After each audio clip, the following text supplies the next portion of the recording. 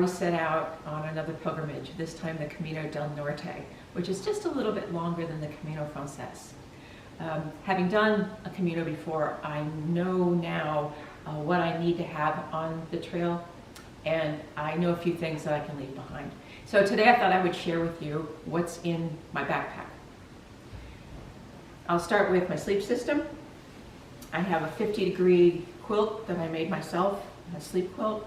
It's made of 7 denier taffeta and 2.5 climate shield. And it should be about a 50-degree sleeping quilt. I have a sleep sheet made of silk.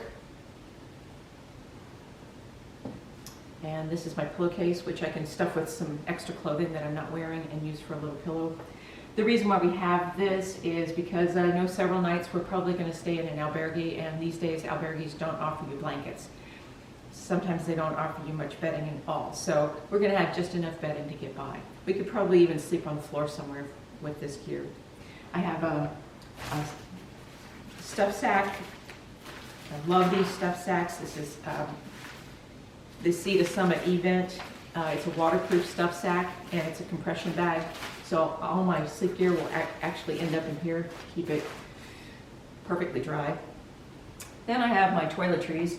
Part of my toiletry kit is a towel, and I use that term kind of loosely. This is actually a 1-yard piece of double gauze, and I just think it's a lot more comfortable to use than microfiber, and it weighs a fraction of what microfiber weighs.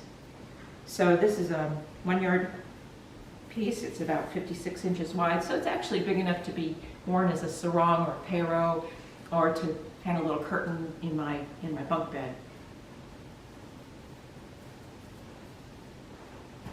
Here are my toiletries. That's everything. This is also my first aid kit and a little bit of my fix-it kit. It's got my tapes in it. And by tape, I mean there's some foam tape, some KT tape, and duct tape. I've got safety pins, a little sewing kit, a lot of ibuprofen. This is my personal bag. Yeah, we don't need to talk too much about that, but there is a problem on all the Caminos with people leaving soiled tissue along the path. And so I've got a couple items in here to kind of mitigate my use of tissue. I'll be carrying a 0.7 liter water bottle, and if I need more water, I'll just buy disposable bottles. I'll buy, sports drinks and just keep the bottle and refill it with water.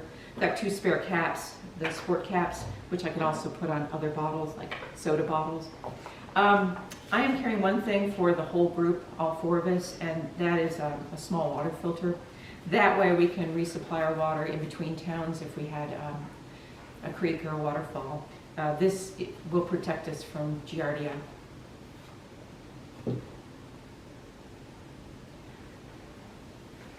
This is my belt bag, and this stays on me almost all the time. So if I go into a restaurant and have to leave my pack outside, or if I have to leave my pack outside of a shop or albergue, this would still be on me, and it contains my documents. I have a spare pair of glasses, a pair of sunglasses. These are my electronics. Of course, I'll be filming and blogging along the way and posting to YouTube along the way as we go. So I will actually be editing each night and put up a small short video each day. And to do that, I need my camera, obviously, the charger for my camera, spare batteries, spare memory cards. I have earbuds, my phone, which I'll be using as one of my 2 cameras, and on my phone I have a macro lens as a separate piece. I have a small charging block. It's a 10,000 milliamp hour charging block. It's an Anchor, very reliable. This is a plug I can use when I'm sharing a power outlet with other people.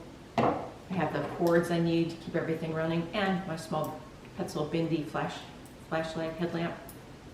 We're going to be hiking in October, into October, and I remember from last time there were a lot of mornings we set out in the dark and we saw those beautiful sunrises. So that's to keep us safe. I have a small waterproof bag as extra protection for my camera on rainy days.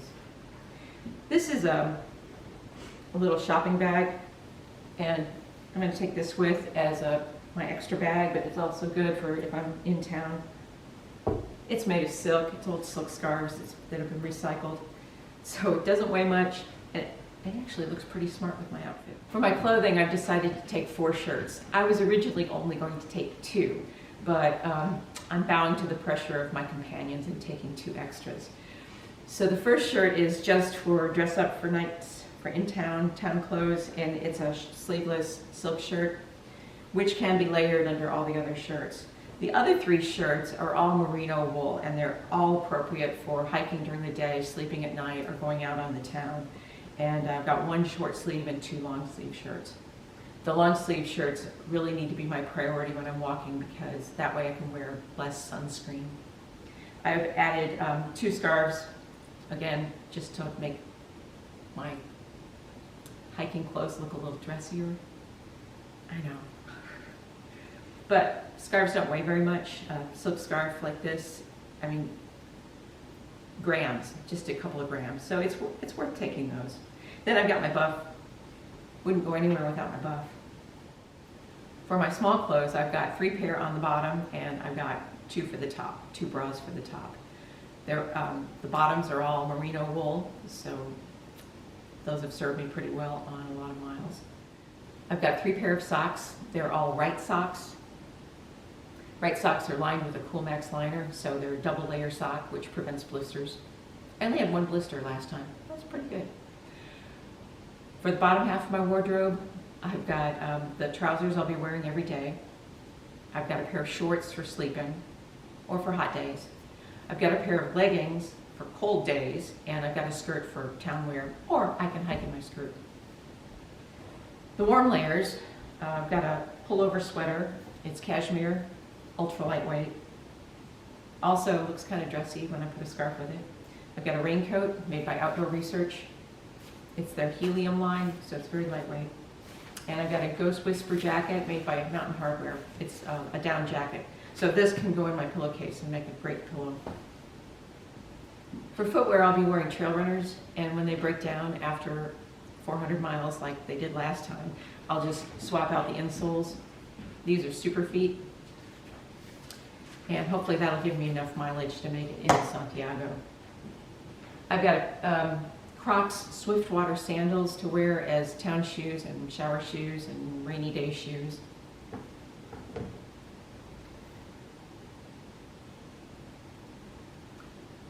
I'm taking 2 hats. My broad brim sun hat will be my everyday hat, but I also have a ball cap with me, and the ball cap is for rainy days when I'm wearing my raincoat. The hood of my raincoat pulls forward too far, and so if I wear a build cap, I can protect my face from water. Build cap is also good on windy days. Last time, I did not take an umbrella. Haiku Master and Honu took umbrellas. This time, they're not taking umbrellas, but I am. So we've completely gone 180 on that. I am going to try to get my trekking poles on the airplane, and if I fail, I'll buy new trekking poles in San Sebastian. That's my kit. I'll be packing all this in my Z-Packs Arc Blast, which is a waterproof backpack, but I've also lined it with a plastic trash compactor bag, heavy duty plastic, and it's white so I can see the contents. This is just a redundant system to keep everything dry. On the front of my pack, I've got my face cloth, just for wiping off my glasses or through my face. I've got a little rig here for my umbrella, so the umbrella will be hands-free. Not in love with my pack, but it only weighs 19 ounces, so that's a really big, strong point in its favor. All right, that's it. Buen camino.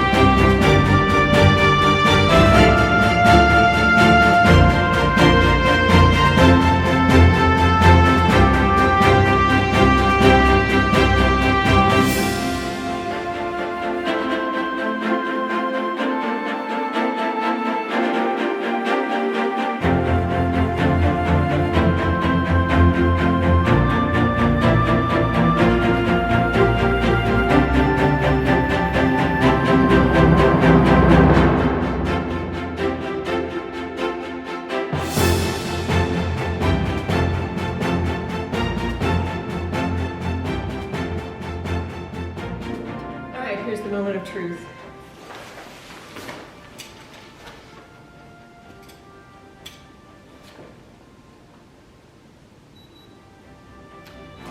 £13.2. Wing for me.